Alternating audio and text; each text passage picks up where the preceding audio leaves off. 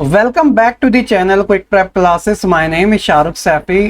तो बच्चों, आज की जो क्लास है वो काफ़ी ज़्यादा इम्पोर्टेंट होने वाली है। जी हाँ बच्चों, मैं बात कर रहा हूँ आपके डीएलएड एंट्रेंस एग्ज़ाम को लेकर जो हमारी प्रिपरेशन चल रही है सीरीज वाइज। तो आज मैं आपको 9th एपिसोड करवाने वाला हूँ और ये एपिसोड इसलिए स्पेशल है, तो उसकी जानकारी तो मैं आपको बताने वाला हूँ, लेकिन एक अपडेट आपके साथ ज़रूर शेयर कर देता हूँ। हालांकि आप काफ़ी ज़्यादा अवेयर है इस चीज़ को लेकर। जैसा कि आपको बताया गया था 8 अगस्त 2022 को आपका एडमिट कार्ड जारी होना था 2 बजे। सो फाइनली वो जारी भी हो गया। तो जिन बच्चों ने अभी तक नहीं डाउनलोड किया तो वो कर लेना, ठीक है। जिन्होंने कर रखा है अच्छी बात है। तो बच्चों, आज की हमारी ये जो क्लास है उसके अंदर में ये जो आपका सिलेबस है ऑफिशियल, उसके अंदर जो सोशल साइंस का पार्ट है, जैसे कि मैंने पॉलिटिकल साइंस करवा दिया, ज्योग्राफी का फर्स्ट एपिसोड करवा दिया, तो आज मैं आपको 90% मान के चलिएगा हिस्ट्री का जो सेक्शन है वो कंप्लीट करवाने वाला हूं। आप 100% ही मान सकते हो उसे। जैसे एक नजर हम सिलेबस पे देख लेते हैं, तो ये टोटल 13 टॉपिक्स है, जिसके अंदर बच्चों आज जो मैं आपको कवर अप करवा रहा हूं, तो आप देखिए ध्यान से। पहला है कि फ्रीडम मूवमेंट इन इंडिया, उसके बाद थोड़ा बहुत आपको फ्रेंच रेवोल्यूशन, उसके बाद ज्यादातर आपको elementary knowledge of 5 year plan, यानी कि ऊपर बेसिक नॉलेज आपको पंचवर्षीय योजना, यूनाइटेड नेशन, पंचशील और पंचायती राज, बाकी डेमोक्रेसी, सोशलिज्म, कम्युनिज्म आप कर लोगे, इंडियन फ्रीडम मूवमेंट, और साथ ही बच्चों आपके बेसिक टीचिंग ऑफ गांधी। तो ये हमारे मतलब लॉट्स ऑफ ऐसे टॉपिक्स हैं, इन्हीं में से आपका ज्यादातर क्वेश्चन हिस्ट्री वाले सेक्शन से, क्योंकि 10 मार्क्स आ रहे हैं, तो आप मान के चलेगा बच्चों हाईली चांसेस इन्हीं टॉपिक में से है जिसमें से ज्यादा आपसे पूछे जाएगा। तो मैंने आपके लिए सिंगल वीडियो के अंदर टोटल 64 ऐसे क्वेश्चन है जो कि बच्चों आप इन्हें अच्छे से करके जरूर जाना। किसी भी कंडीशन में आपको इन्हें अवॉइड नहीं करना, ना ही ग्रांटेड लेना। क्लियर है? तो अब चलिए बिना किसी देर के साथ शुरू कर लेते हैं आज की इस वीडियो को। नए हैं चैनल पे तो सब्सक्राइब कर देना और साथ ही बेल आइकन को प्रेस करना बिल्कुल ना भूलेगा। तो क्वेश्चन नंबर फर्स्ट बच्चों आज की क्लास का ये रहा आपकी स्क्रीन पर, जिसमें पूछा गया है कि बाहरी हस्तक्षेप के बिना स्वतंत्र रूप से कदम उठाने की जो क्षमता है वो क्या कहलाती है? ऑप्शन है स्वतंत्रता, समानता, बंधुत्व और संप्रभु। हालांकि सभी क्वेश्चन के जो ऑप्शन है वो सारे सिंपल से लग रहे हैं और ये भी लग रहा है कि ये हो सकता है, लेकिन एक्यूरेट जो है कि भारी हस्तक्षेप यानी कि एक्सटर्नली जो इंटरफेयर किया जाएगा उसके बिना स्वतंत्र रूप से कदम उठाने की जो क्षमता होती है वो संप्रभुता कहलाते हैं। इंग्लिश में ऐसे सवन कहते हैं, सवर्निटी कहते हैं। और हमारे ये प्रियम्बल में, यानी कि जो कॉन्स्टिट्यूशन का प्रियम्बल है जिसे हिंदी में प्रस्तावना कहते हैं, उसमें ये चीजें दे भी रखी है। तो संप्रभु का मतलब यही होता है कि देश जो है वो आंतरिक और बाहरी रूप से आजाद है, उसके बाद किसी दूसरे देश का शासन नहीं है और वो स्वतंत्र होकर अपने खुद के निर्णय ले सकता है। सुप्रीम जो पावर है वो खुद देश के पास होगी, तो ये संप्रभु कहलाता है। बड़ा सिंपल सा। उसके बाद है इनमें से किस एक्ट के अनुसार भारतीय द्वारा अपने पास हथियार रखने का जो अधिकार था वो छीन लिया गया था? जी हाँ, वो कौन सा एक्ट था? अब वो आर्म्स एक्ट तो था, लेकिन वो कब आया था ये आपको इंपॉर्टेंट है जानना। तो आर्म्स एक्ट 1970 वाला नहीं होगा, 60 वाला नहीं होगा, और साथ ही 1978 वाला भी नहीं होगा। तो ये होगा 1878 वाला, जिसमें यह था कि अब भारतीय जो है वो अपने पास हथियार नहीं रख सकते थे। और आप जानते हो वो जो एरा था 87 के बाद, हालांकि अंग्रेजों ने जैसे तैसे करके विद्रोह को शांत तो कर दिया था, लेकिन आग तो जल चुकी थी और स्वतंत्रता संग्राम की जो शुरुआत थी वो यहीं से होगी थी। और मैं आपको एक चीज और बता देता हूं कि भैया जो राष्ट्रीय मूवमेंट हुए थे, यानी कि जो नेशनल मूवमेंट हुए थे ना, उन्हें 3 चरणों में बांटा जाता है। एक 1857 से 1905 वाला, उसके बाद 1905 से लेकर बच्चों 1915 वाला, उसके बाद 1919 से लेकर 1947 वाला। हालांकि तीसरा वाला गांधी एरा के नाम से भी जाना जाता है, तो इस बात का ध्यान रखना, ठीक है। अगला क्वेश्चन है इनमें से किसने कहा था कि स्वतंत्रता जो है ना वो हमारा जन्म सिद्ध अधिकार है, बाय बर्थ? तो लाला लाजपत राय, बाल गंगाधर तिलक, बिपिन चंद्र पाल या दादा भाई नौरोजी? तो ये जो बात कही थी वो बाल गंगाधर तिलक जी द्वारा की गई थी कि स्वतंत्रता जो है हमारा जन्म सिद्ध अधिकार है और इसे हम लेके रहेंगे। किन वायसराय द्वारा बंगाल का विभाजन किया गया? मोस्ट पॉपुलर क्वेश्चन है। सबसे पहले आपको ये याद रहे कि बंगाल का जो विभाजन था 1905 में हुआ था, और ये किन वायसराय के द्वारा हुआ था? क्योंकि उस समय औपनिवेशिक शासन तो कायम था ही और उस समय वायसराय थे। तो भारत में उस समय जो वायसराय थे वो लॉर्ड कर्जन थे, इन्हीं के द्वारा बंगाल का विभाजन किया गया था। मकसद कुछ और था, रीजन कुछ और बताया गया था।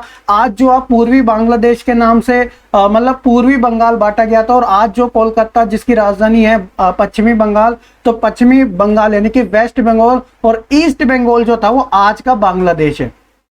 ये बात जरा ध्यान रखना, ठीक है, क्योंकि भारत पाकिस्तान का 1971 में वॉर हुआ था, तब जाके पूर्वी जो पाकिस्तान था ना वो बंगाल बना था, जिसे पूर्वी बंगाल के नाम से जाना जाता था। इस बात का जरा आपको पता होना जरूरी है। क्लियर। उसके बाद है कि स्वदेशी आंदोलन को आंध्र प्रदेश में किस नाम से चलाया गया था। स्वदेशी आंदोलन ने काफी अच्छी नींव डाली थी, जिस वजह से आगे चल के जो मूवमेंट था नेशनल लेवल पे और तेजी से बढ़ता गया था। फिर गांधी एरा शुरू हो गया था। तो ये जो आंदोलन था वो वंदे मातरम आंदोलन के नाम से आंध्र प्रदेश में काफी प्रसिद्ध हुआ था, स्पेशली डेल्टाई क्षेत्रों के अंदर। इस बात का भी आपको पता होना चाहिए, अगर डेल्टा आ जाए तो ध्यान रखना।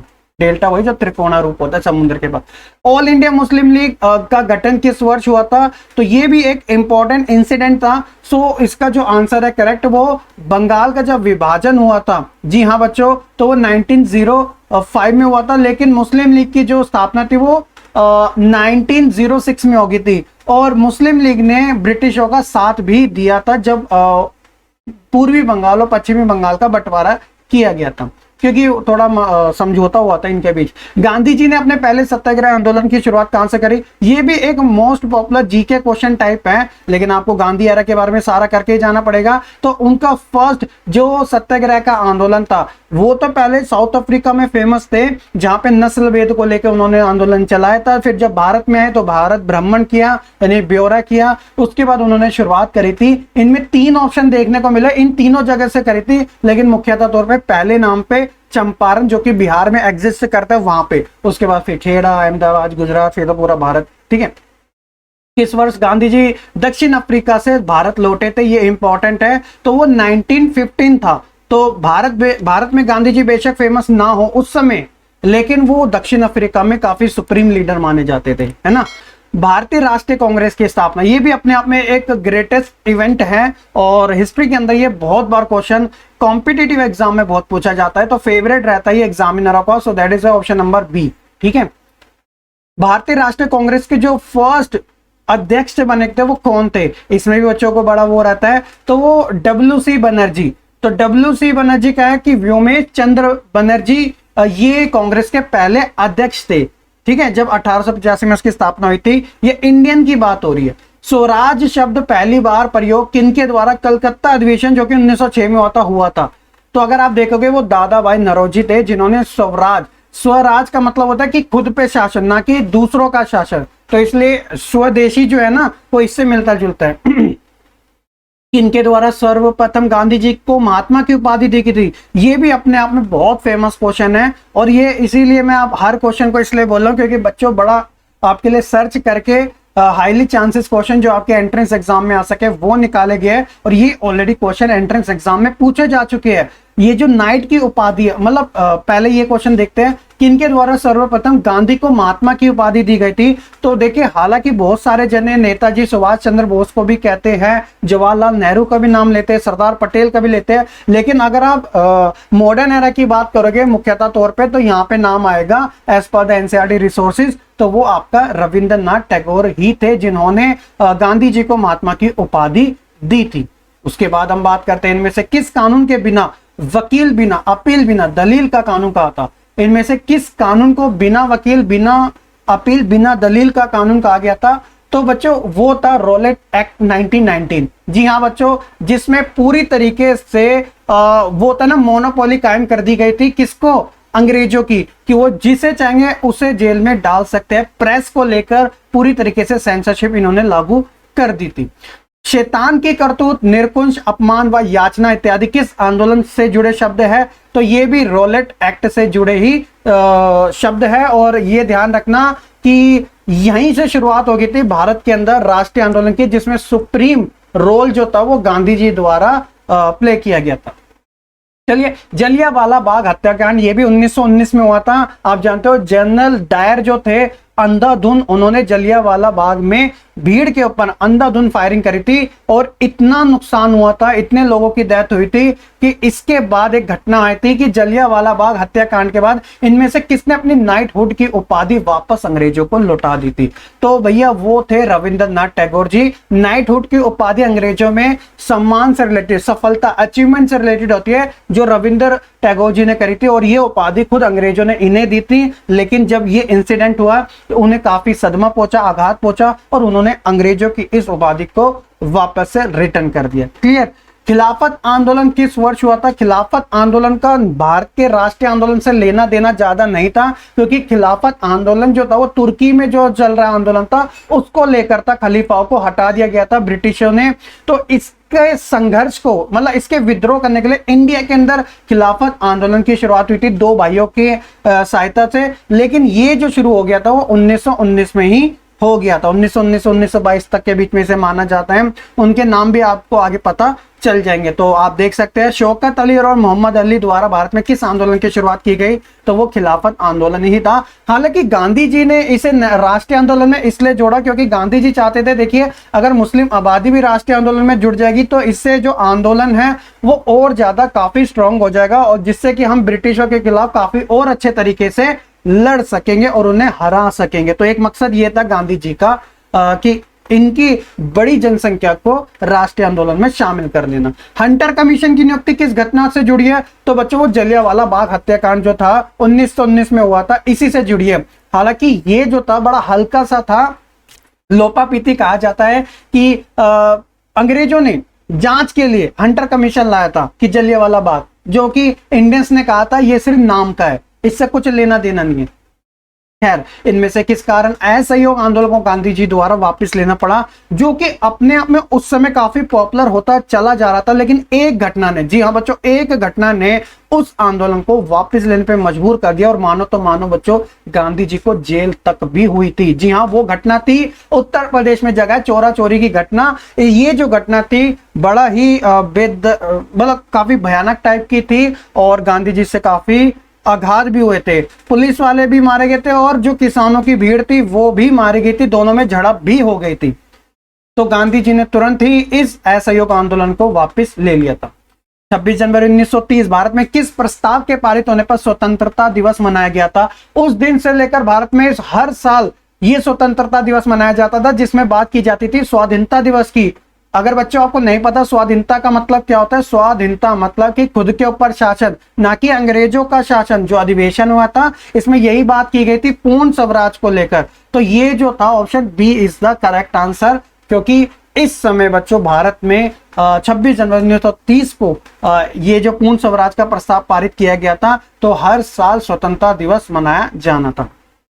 चलिए आगे देखते हैं, दांडी मार्च किस वर्ष शुरू हुई थी? तो वो बड़ा सिंपल सा 1930। इसके बाद करो या मरो का नारा किन भारतीय स्वतंत्रता सेनानी द्वारा दिया गया था? तो भैया करो और मरो का नारा अगर आज अभी गूगल पे सर्च करोगे कहीं ना कहीं रेलेवेंट आपको चीजें मिलेगी। तो महात्मा गांधी जी द्वारा दिया गया था, ठीक है, 1942।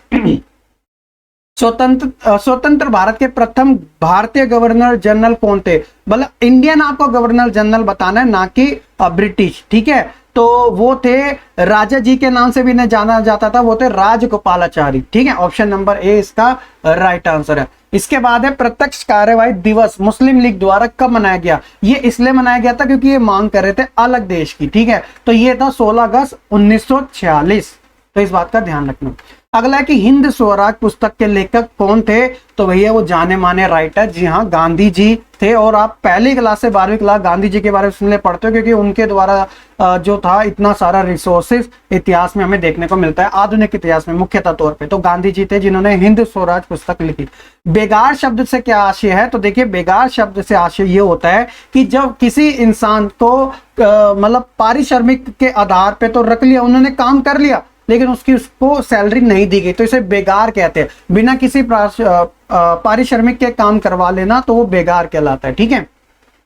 अच्छा, गांधी इरविन समझौता किस वर्ष हुआ था? तो वो मुख्यतः तौर पे बच्चों 1931 में गांधी इरविन समझौता हमें देखने को मिला था, ठीक है। जो सविनय अवज्ञा आंदोलन जो था वो इसी चीज को तो ले गया था, जिसके अंदर ये बात मान ली गई थी और जो नमक सत्याग्रह चलाया गया था, दांडी मार्च चलाया गया था। इस दौरान गोल में सम्मेलन भी हुए थे जिसमें कांग्रेस ने पहले सम्मेलन को बहिष्कृत कर दिया था। दूसरे वाले में गांधी जी गए थे लेकिन हालात बहुत बिगड़ गए थे, देश के अंदर बहुत सारे लोगों को जेल में तक भी डाल दिया गया था। अगर आप पढ़ोगे तो आपको बहुत सारी इंफॉर्मेशन वैसे भी मिल जाएगी। लेकिन गांधी इरविन समझौता 1931 में हुआ था। आगे कि हरिजन शब्द का प्रयोग गांधी जी ने किन के लिए किया था, तो मुख्यतः तौर पे जो दलित लोग थे जिन्हें कुचला हुआ कहा जाता है, इनके लिए किया था। हरिजन का एग्जैक्ट मीनिंग होता है भगवान के बच्चे, ठीक है। पूना समझौता 1932 में किसके बीच हुआ था, ये बड़ा इंपॉर्टेंट है और हाईली चांसेस है कि आपके एग्जाम में टपकने वाला है। इसका राइट आंसर होगा बच्चों गांधी जी और बाबा साहब भीमराव अंबेडकर जी के बीच में हुआ था। पूना समझौता के बारे में यह था कि बाबा साहब भीमराव अंबेडकर SC ST के लिए, मतलब जो दलित लोग हैं, अनुसूचित जाति जनजाति के लोग हैं, उनके लिए खासकर एक अलग पृथक निर्वाचिका की मांग कर रहे थे। गांधी जी ने ऐसा करने से उन्हें रोक दिया। उन्होंने बोला कि देश में ये सही नहीं होगा और ये बात बाबा साहब भीमराव अंबेडकर जी ने मान भी ली थी। फिर 1935 का जो इंडिया गवर्नमेंट एक्ट था उसके अंदर SC ST को रिजर्वेशन भी प्रोवाइड करा दिया गया था, लेकिन उसे सामान्यता तौर पे इलेक्शन में जोड़ा गया था, पृथक निर्वाचिका नहीं बनने दी थी। तो ये पूना समझौता था 1932 में हुआ। किस वर्ष योजना आयोग का गठन एक सीधे डायरेक्ट रेजोल्यूशन के द्वारा किया गया था, तो बड़ा सिंपल सा 1950 में योजना आयोग का गठन एक सीधे प्रस्ताव के द्वारा पारित कर दिया गया था। उसके बाद है योजना आयोग के अध्यक्ष कौन होते हैं, तो शुरुआत से ही प्रधानमंत्री रहे, तो भैया ऑप्शन ए ही ठीक है। तो पहले जो अध्यक्ष थे वो जवाहरलाल नेहरू थे क्योंकि 1950 में उन्हीं के द्वारा ये किया गया था। पंचवर्षीय योजना की बात की जा रही है कि ये शुरुआत कब हुई थी, देखिए 1 अप्रैल को हुई थी, ये बात बिल्कुल ठीक है। लेकिन कुछ बच्चों को 1950 लगता है बट वो यहाँ पे गलत हो जाते हैं क्योंकि इसका exact answer option number B हमें देखने को मिलेगा 1951। इसके बाद बात आती है बच्चों प्रथम पंचवर्षीय योजना मुख्यतः किस चीज पे अधिक जोर दिया गया था, तो ऑब्वियसली वो एग्रीकल्चर के ऊपर दिया गया था क्योंकि भारत के अंदर जो परंपरा चलती आ रही थी वो समाजवाद जैसी पद्धति पर आधारित थी। यानी कि भारत ने जो नॉन अलाइनमेंट नीति को अपनाया था उसके अंदर कृषि को ही प्रेफरेंस पे रख रखा था। लेकिन इससे भारत को नुकसान हुआ था क्योंकि इन्वेस्टमेंट इतनी नहीं आ पाई थी। तो इसलिए दूसरी पंचवर्षीय योजना किस मॉडल पे आधारित थी, वो उद्योगों पर आधारित थी। हालांकि ये भी इतनी नहीं चल पाई थी लेकिन इन्वेस्टमेंट के तौर पर ठीक रही थी, है ना। दूसरी पंचवर्षीय योजना किनके द्वारा इसमें मुख्यतः भूमिका निभाई गई थी, तो इसमें PC महालनोबिस को लाया गया था, ठीक है। तो इनका नाम याद रखना, PC महालनोबिस। दूसरी पंचवर्षीय योजना का समय निर्धारण आपको बताना है, तो वो 1956 से लेकर 61 के बीच में था, ऑप्शन नंबर सी। इसके बाद जो है बच्चों प्रथम पंचवर्षीय योजना का समय निर्धारण, तो वो 1950 से 51, 1951 से 56, 1953 से 57, 51 से 58, तो ये एग्जैक्ट होगा 51 से 56, ऑप्शन नंबर बी।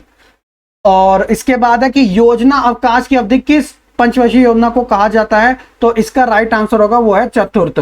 यानी कि पहली होती है 1951, दूसरी होती है 56, तीसरी होती है बच्चों 61 जो कि चलती है 66 तक।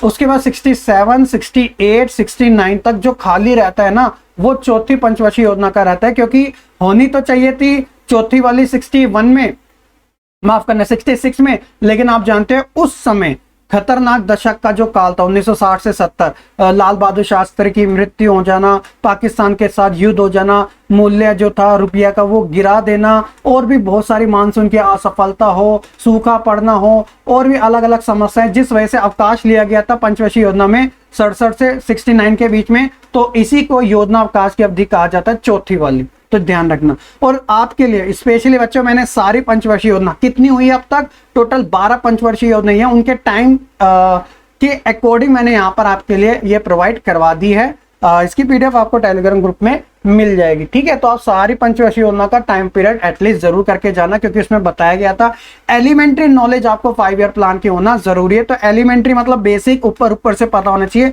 कि कौन सी कब हुई थी। एग्जामिनर आपसे कोई भी पूछ सकता है, एग्जाम्पल के तौर पर वो 10वीं पूछ ले या वो आखिरी पूछ ले, 12वीं ना लिख के आखिरी पूछ ले, ठीक है, क्योंकि इसके बाद तो योजना, इसके बाद नीति आयोग आ गया था, है ना। अगला क्वेश्चन है कि गरीबी हटाओ का नारा इनमें से किस पंचवर्षीय योजना में दिया गया था, तो अगर आप सही से देखोगे तो बच्चों वो थी चौथी पंचवर्षीय योजना, जो कि 1969 से लेकर 74 के बीच तक चली थी। और 1971 का इलेक्शन तो आप जानते ही हो, इस समय गरीबी हटाओ का नारा दिया गया था। और जो विपक्ष था जिसके अंदर सिंडिकेट जैसा समूह जो खुद ही कांग्रेस का था वो विपक्ष में हो गया था। और बहुत सारे छोटे छोटे विपक्षी दल भी इसके अंदर मिल गए थे। ग्रैंड अलायंस इन्हीं वजह से बना था। तो इसने बोला था इंदिरा हटाओ, और जबकि इंदिरा गांधी ने बोला था गरीबी हटाओ, और इंदिरा गांधी का नारा ये चल गया। वो बात अलग है कि इंडिया से अभी भी गरीबी नहीं हटी। अनवरत योजना किस पंचवर्षीय योजना के नाम से जाने जाते हैं? ये बड़ा इंपॉर्टेंट क्वेश्चन है, बहुत कम बच्चों को पता रहता है। तो इसका राइट आंसर है बच्चों, जो समय था आपका 1977 में, जो फर्स्ट टाइम नॉन कांग्रेस की जो गवर्नमेंट बनी थी मोरारजी देसाई के नेतृत्व में, ये उस समय की बात हो रही है, जो कि छठी पंचवर्षीय योजना थी। तो ये इसका राइट आंसर होगा। अनवरत योजना का मतलब होता है रोलिंग प्लान, यानी कि जो पहले से चलती आ रही थी कांग्रेस शासन में, इन्होंने एक साल पहले ही पंचवर्षीय योजना को ठप करके अपनी रोलिंग यानी कि अनवरत योजना के नाम से इसे शुरू किया।